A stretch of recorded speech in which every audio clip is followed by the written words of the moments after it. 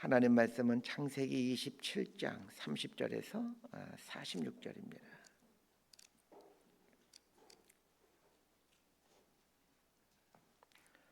창세기 27장 30절에서 46절까지 말씀 번갈아 가면서 읽습니다.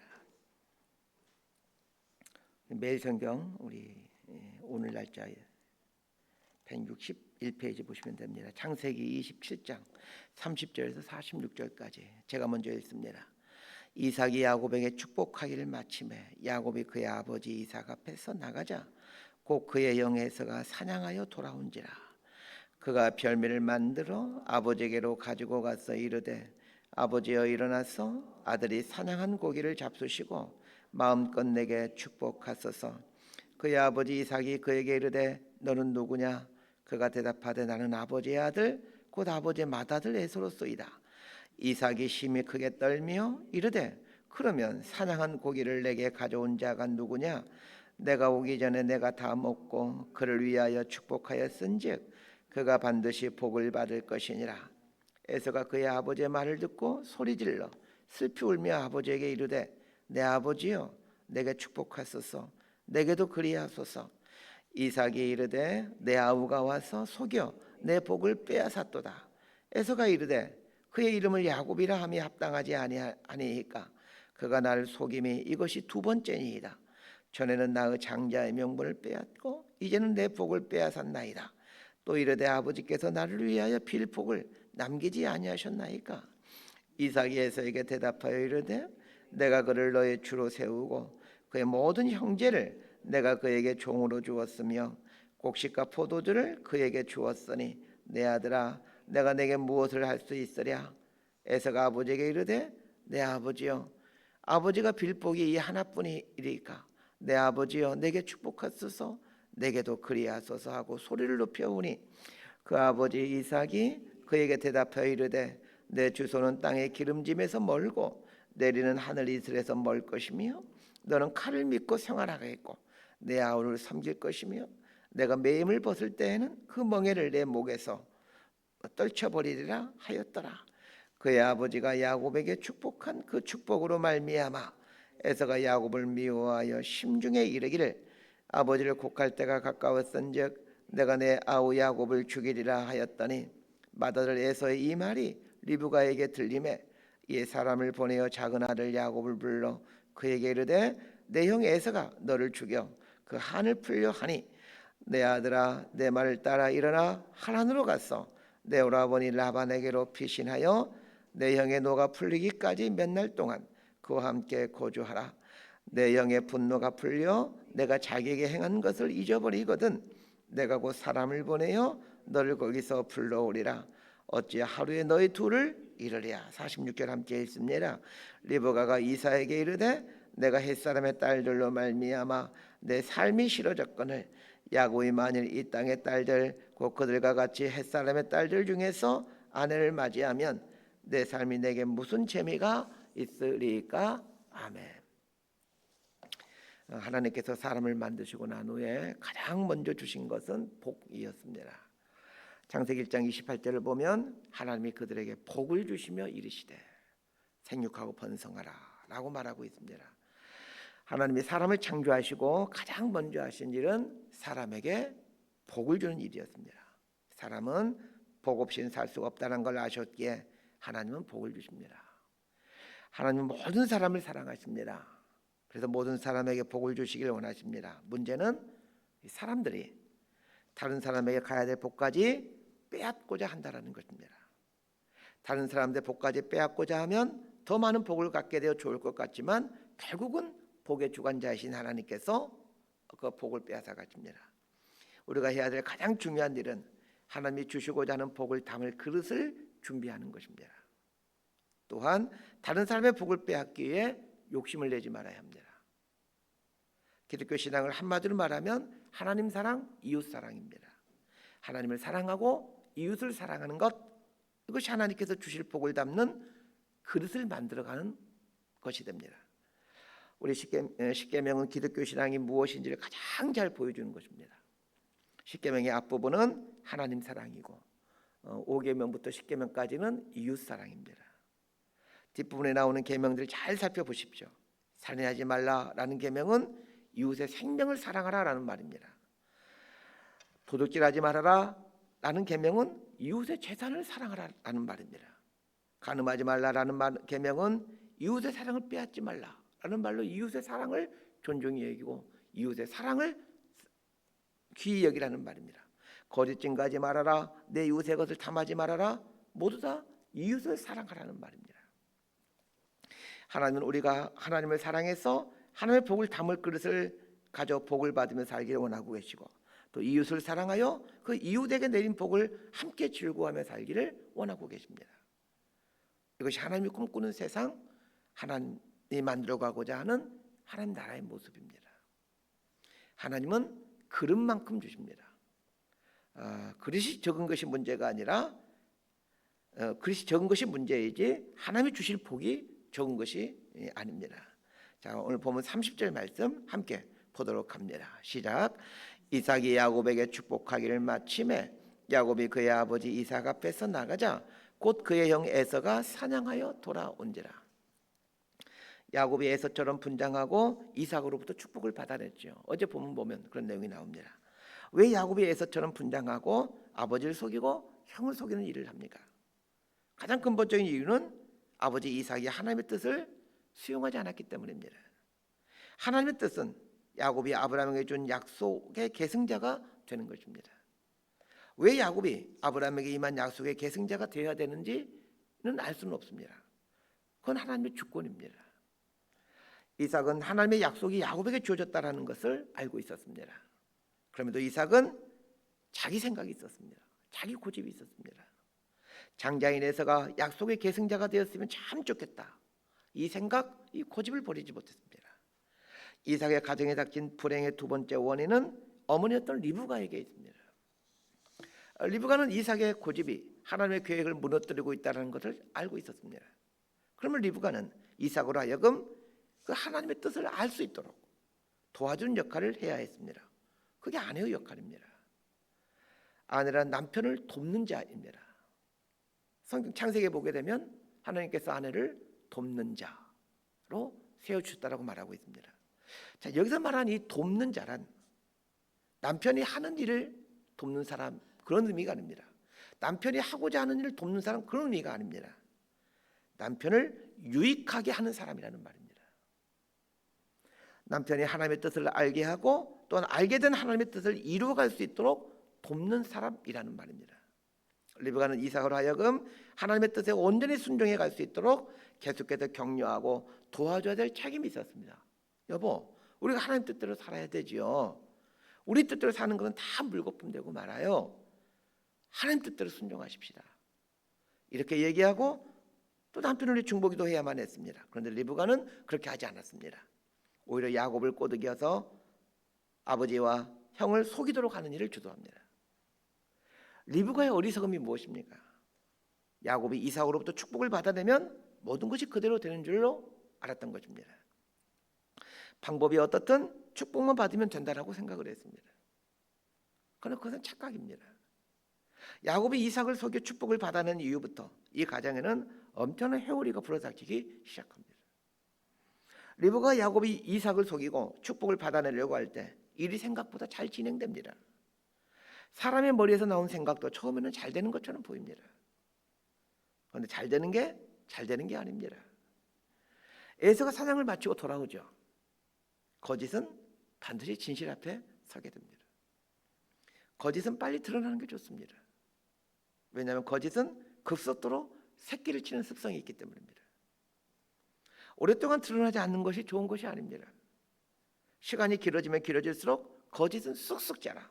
시간이 지날수록 이 첫 번째 거짓말을 숨기기 위해 수많은 거짓말들을 새끼를 쳐야만 합니다. 그래야 첫 번째 거짓말을 숨길 수 있기 때문입니다.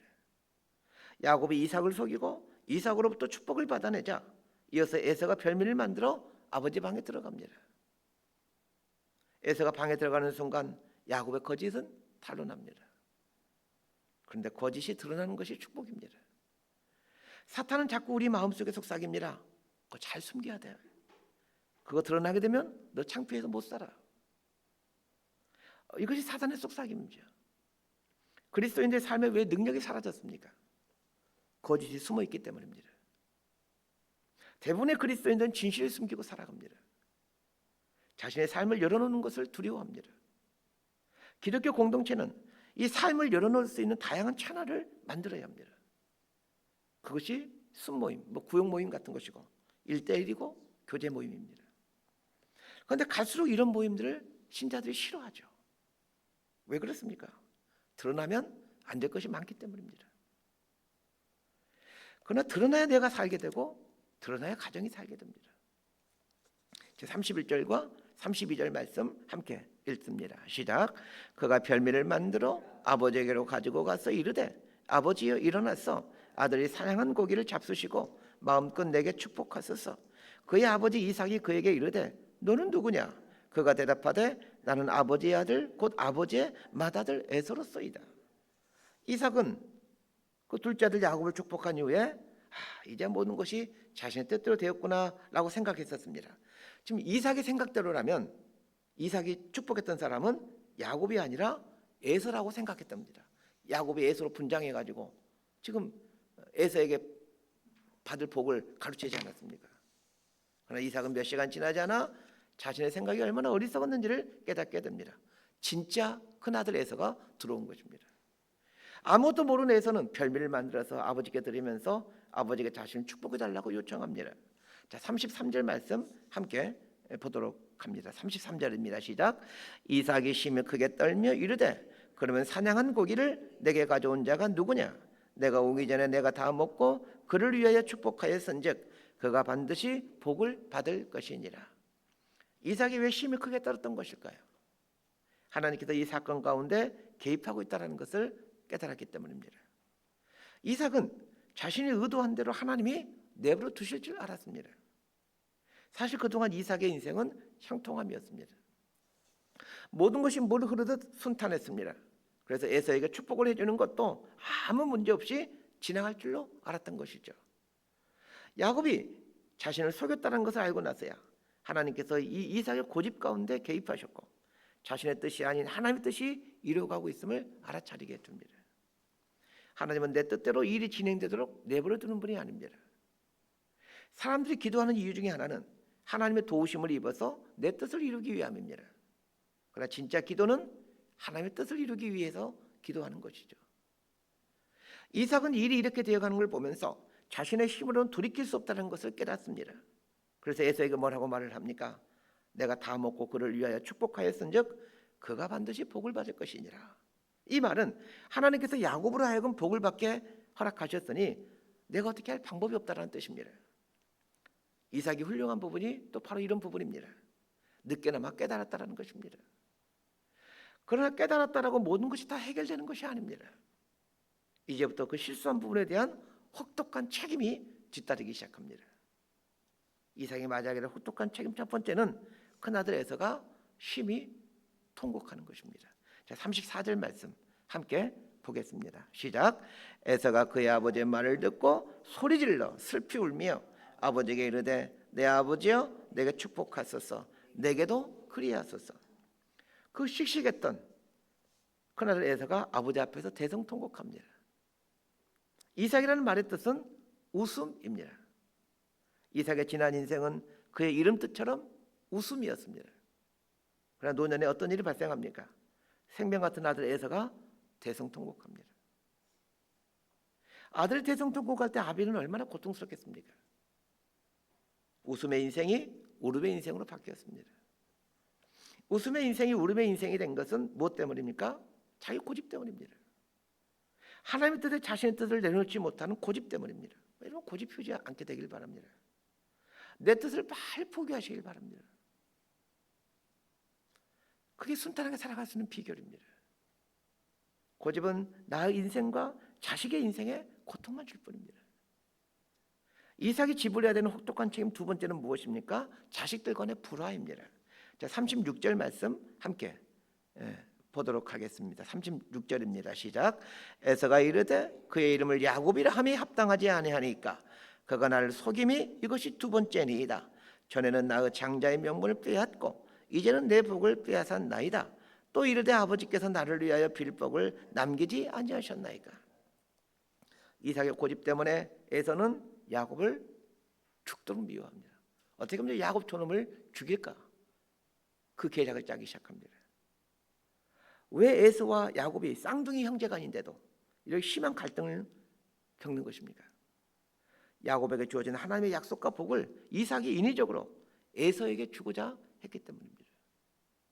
처음부터 이삭이 하나님의 뜻을 자식들에게 가르쳤고 야곱을 하여금 야곱아 너는 하나님께서 복을 주셨지만 네 형 에서를 축복하며 살아야 된단다 라고 말했다라면, 그리고 에서에게는 에서야 하나님께서 네 동생 야곱이 우리 조상들에게 주신 약속을 잊기를 원하시는구나, 야곱의 형제가 되어 그 복을 나누는 삶을 살거라, 이렇게 가르쳐왔다라면 이삭의 인생은 끝까지 웃음의 인생이 되었을 것이고 야곱과 에서의 갈등도 심하지 않았을 것입니다. 자, 37절 말씀 함께 보겠습니다. 시작. 이삭이 에서에게 대답하여 이르되 내가 그를 너의 주로 세우고 그의 모든 형제를 내가 그에게 종으로 주었으며 곡식과 포도주를 그에게 주었으니 내 아들아 내가 내게 무엇을 할 수 있으랴. 이삭이 드디어 고집을 꺾고 진실을 말하기 시작합니다. 복은 내가 주는 것이 아니라 하나님이 주시는 겁니다. 이것을 드디어 인정하게 되는 거죠. 이삭이 깨달은 이 사실을 여러분도 빨리 깨달을 수 있게 되기를 바랍니다. 이삭은 자신의 고집을 꺾고 진실을 에서에게 말해줍니다. 하나님께서 야곱을 너의 주로 세우고 너로 하여금 그의 종으로 살게 하셨다라고 진실을 말해줍니다. 여러분, 진실은 우리를 아프게 합니다. 진실은 에서의 마음을 아프게 했습니다. 그러나 진실이 살 길입니다. 진실을 감추려고 해봤자 고통만 커질 뿐입니다. 에서와 에서의 후손의 인생은 이스라엘과 사이좋게 지내면서 이스라엘을 섬기는 게 최선의 방법이었습니다. 그렇게 살도록 이삭은 길을 안내해 줘야만 했던 거죠. 그러나 이삭은 그렇게 하지를 못했습니다. 자, 38절 말씀 함께 보도록 하겠습니다. 38절입니다. 시작. 에서가 아버지에게 이르되 내 아버지여, 아버지가 빌복이 이 하나뿐이리까 내 아버지여 내게 축복하소서, 내게도 그리하소서 하고 소리를 높여 우니. 에서의 실수가 무엇입니까? 아직까지 복의 근원이 자기 아버지 이삭인 줄로 알고 있다는 것입니다. 부자인 아버지 이삭이 자신에게 많은 걸 주면 자신의 인생이 복의 인생이 될 줄로 착각했습니다. 그러나 복의 근원은 하나님이십니다. 에서가 이 사실을 알았다면 하나님께 엎드려야 했습니다. 그러나 에서는 그 눈에 보이지 않는 하나님을 믿지 않았습니다. 눈에 보이는 부자인 아버지를 붙들고 부자인 아버지를 믿었습니다. 이것이 에서의 어리석음입니다. 눈에 보이는 것만 믿고 살아가는 에서의 삶이었기에 그의 인생은 하나님의 축복과는 거리가 먼 삶을 살게 됩니다. 자, 39절과 40절 말씀 함께 봅니다. 시작. 그 아버지 이삭이 그에게 대답하여 이르되 내 주소는 땅의 기름짐에서 멀고 내리는 하늘 이슬에서 멀 것이며 너는 칼을 믿고 생활하겠고 내 아우를 섬길 것이며 내가 매임을 벗을 때에는 그 멍에를 내 목에서 떨쳐버리리라 하였더라. 에서가 거하게 되는 삶의 자리는 기름진 자리가 아니라고 말을 합니다. 이 말은 하나님께서 에서를 복을 못 받을 팔자로 만들었다 그런 말이 아닙니다. 하나님은 모든 사람에게 복 주시기를 원하십니다. 다만 에서는 하나님을 사랑하지 않으므로 또한 이웃을 사랑하지 않으므로 저주를 선택하며 사는 것뿐입니다. 저주는 우리 스스로가 선택하는 것입니다. 악하게 삶으로 자기 머리를 의지하고 삶으로 저주기를 선택하는 것뿐입니다. 이삭이 에서의 인생을 뭐라고 말합니까? 40절 보십시오. 너는 칼을 믿고 생활하겠고. 뭘 믿는다고 했습니까? 칼을 믿는다고 했습니다. 에서는 하나님을 믿지 않고 칼을 믿습니다. 칼을 믿는다는 말은 무슨 말입니까? 자기의 힘을 의지하고 산다는 얘기입니다.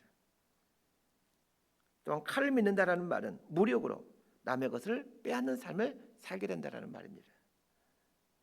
열심히 수고해서 땀 흘려 수확하는 것이 하나님이 주시는 복입니다. 부자가 되는 것이 축복이 아니라 땀 흘리는 만큼 얻는 것이 축복입니다. 정직이라는 땀, 성실이라는 땀을 흘려 이게 부자가 되는 것이 복이지, 다른 사람 거 빼앗아서 부자가 되는 것은 결코 복이 아닙니다. 사기쳐서 다른 사람 거 빼앗아서 부자가 되는 거 꼭 복이 아니고 저주이죠. 정직이라는 땀과 성실한 땀을 흘릴 수 있게 되기를 바랍니다. 에서는 칼을 믿고 남이 땀 흘린 것을 빼앗으며 살아가는 사람이었습니다. 어찌 이런 사람에게 하나님의 복이 임하겠습니까? 말씀 정리합니다. 하나님은 택한 백성들에게 반드시 복을 주십니다. 그런데 복을 줄 때 그릇에 담아 주십니다. 문제는 우리 인생이 이 하나님의 복을 담을 수 있는 이 순전한 그릇이 되느냐는 것입니다. 그런 면에서 복을 받는 것은 사실 우리에게 달려 있습니다. 우리가 정직하게 성실하게 땀 흘리며 하나님의 뜻대로 살고 있느냐에 달려 있습니다. 하나님의 복은 이미 하나님 품을 떠나서 우리 인생 속으로 들어오고 있습니다. 사람들은 자기께로 복을 받으려고 합니다. 그러나 그 복은 결코 오래가지 못합니다. 하나님께서 야곱을 택하셨죠. 야곱은 복을 받을 수밖에 없는 인생이었습니다. 그런데 우리 내일 본문부터 살펴보겠지만 왜 또 야곱은 그 삶에 많은 고통이 오고 험난한 인생을 또 살게 되는 것입니까? 하나님의 복을 담을 수 있는 그릇이 되지 않았기 때문입니다. 끝까지 그 야곱이 비열하게 살아가지 않습니까? 그래서 많은 고생하는 거예요. 하나님 우리를 복 주시기 위해서라도 우리 인생의 진실된 그릇으로, 정직한 그릇으로, 성실한 그릇으로 바뀌어가기를 원하고 계십니다. 하나님을 신뢰하고 하나님 원하시는 사람으로 변해가십시오. 그게 하나님의 복을 담을 그릇이 되어가는 겁니다. 이런 복 있는 삶을 살아가는 저 여러분 모두가 되기를 진심으로 소망하고 축복합니다. 기도하겠습니다. 하나님, 이삭이 노년에 어리석은 행동을 했던 것처럼 우리가 이렇게 미련합니다. 하나님 믿는 것 같은데 또 잘 믿고 있다라고 생각하는데 실은 잘 믿지 못하고 있습니다. 여전히 하나님보다는 내 계산과 내 꾀를 더 믿고 있습니다. 무슨 일을 하려고 할 때마다 하나님 뜻보다는 내 계산, 내 꾀를 선택하고 싶은 유혹을 받습니다. 그리고 실제로 그렇게 행합니다. 모든 것이 하나님의 뜻대로 된다는 것과 하나님의 뜻이 아닌 내 뜻들은 결국은 물거품처럼 사라지고 만다는 것, 그리고 그것이 얼마나 허망한 것이었는지 후회만 남게 된다는 것을 알게 됩니다. 우리에게 지혜를 주십시오. 하나님을 신뢰할 수 있는 믿음을 주시고 또 지혜를 주시고 내 뜻을 내려놓을 수 있는 용기를 주옵소서. 예수님 이름으로 기도드리옵나이다.